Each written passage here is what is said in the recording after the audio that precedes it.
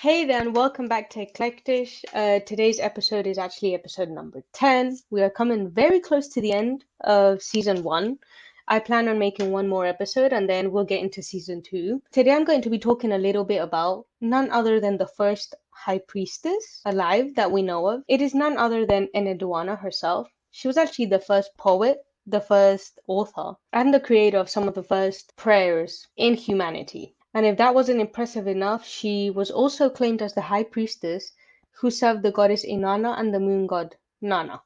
Now, before we even jump in, fun fact, the name Enheduanna actually literally translates to ornament of heaven. So yeah, let's jump into it. Now, how come I even stumbled upon this woman? What led me to her? And why did she actually capture my attention so vividly? Well, I was actually studying and practicing with some tarot cards, and by chance I pulled the High Priestess card. If you're familiar with tarot, this is going to make sense. When I pulled the High Priestess card, the first thought that popped into my head was, who was the first High Priestess? Because the cards are just representation of different types of elements and things that have happened throughout humanity, different scenarios, their archetype. What inspired this card to even become an archetype? How did she even become this? What does a High Priestess actually do? Is it just a title? Can anyone be a High Priestess? As I started getting these thoughts, I typed all of them into Google, and this is what came out. Enheduanna was born in Akkad, which was northern Mesopotamia, which is the modern day equivalent to Iraq, in the year 2286 BC. So yeah, this woman has some serious ancient power. Now let's go into her childhood. Enheduanna was actually born to King Sargon of Akkad, who is recorded to be the first person ever to take over and create an empire, but most importantly to her, he was just her father. Now, as his daughter and a direct lineage of the king, she was given the role of Ian, which was the standard. Now, Ian stood for High Priestess. Not only was she appointed with such a hefty role, but she was to work at the Temple of the moon god Nana, which was located in a whole different town, which was the town of Ur. In ancient Mesopotamia, particularly under King Sargon, there was actually 42 temples in totality. They were dedicated to different gods and goddesses of both the people of Akkad and the people of Samaria. Enheduanna here fulfilled her role as high priestess for over 40 consecutive years. You may be wondering, what does a high priestess actually do? And so I'm going to be clarifying that for you. The role of a high priestess, same as a high priest, is mainly to be the middle pillar or the bridge or the glue between several things and concepts, whether it is wisdom and understanding, shadow and light, past and future. You're going to be seeing a high priest or a high priestess throughout human history. Pretty much in every single era of humanity, you're going to see that different indigenous people, different cultures have very much had at least one high priest or high priestess. That is because a high priest or high priestess, in this case, they are the main person that holds sacred knowledge that will be then passed down throughout generations. Now, Enheduanna had mainly been sent by her father to the town of Ur in order to blend and mix all of Sumerian people's beliefs and all of Akkadian people's beliefs, religions, and customs. She was to do this through the art of writing mainly, interpreting, and just in general interacting with the people of both cultures. She accomplished this actually to the point of achieving the creation of a whole pantheon of Sumerian gods and goddesses through her writing and influence on people's beliefs. She, in particular, took interest in blending and incorporating into both Sumerian and Akkadian culture the legends of two deities, the legends of both Inanna, which was a local deity of the town of Ur, and Ishtar, which was actually a war goddess from the Sumerian people. Throughout her poetry, she actually managed to blend both Inanna's gentle demeanor, unconditional love, and fertility with Ishtar's love for war and justice and sex. Some people would say they're complete opposites. I differ. I think both Inanna and Ishtar are basically different archetypes or the different sides you can see in a woman. So yeah, that's why I love her work so much. Um, Enheduanna's work was so great that people actually had mistaken both Inanna and Ishtar as the same person for over a century, after one of her greatest works that she published, which was The Descent of Ishtar, which I do recommend you reading. Now, onto her work. Enheduanna actually managed to write the collection of temple hymns, which consists of 42 hymns dedicated to each one of the temples in her father's empire. Also, each temple represented a goddess or god of that particular city or town. She wrote a hymn for each one, attempting to capture each and every god and goddess's essence or divinity and splendor. Included in these 42, she actually dedicated two to the goddess Inanna slash Ishtar. And not only that, but then also wrote and created the myth of Inanna and Ebi. She actually managed to completely put together the pantheon, and she was actually one of the first people that established the properties of prayer and the standard of praying recited by people. She had actually taken such an interest, and just in general, she was so focused and dedicated to her work that she actually managed to write a lot about different celestial deities at the time, which then led her to make certain scientific observations of stellar measurements and movements, pretty much like Galileo. Because of this, in 2015, a crater on Mercury was actually named after Enheduanna as an honor to her. She also took to applying some elements of autobiography in her works, where we can kind of, catch a glimpse here and there of how she was and how she lived her day-to-day life as an author, as a high priestess.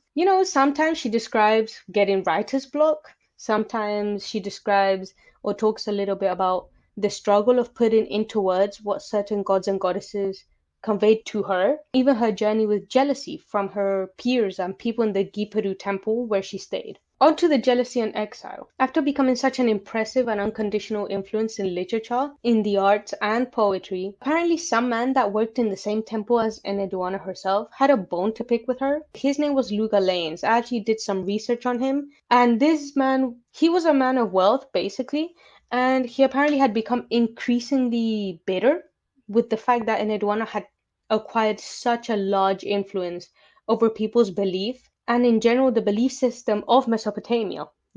Because of this, he actually decided that it would be a great idea to force or exalt his so-called power and status, and he decided to exile Enheduanna from the temple. That sounded like a good idea in his head, or so he thought, until a short while later, after Enheduanna had spoken to the goddess Ishtar about this, who was furious, by the way. Ishtar then decided to show him his punishment for coming between Enheduanna's place, not only in the temple, but as a person of high honor.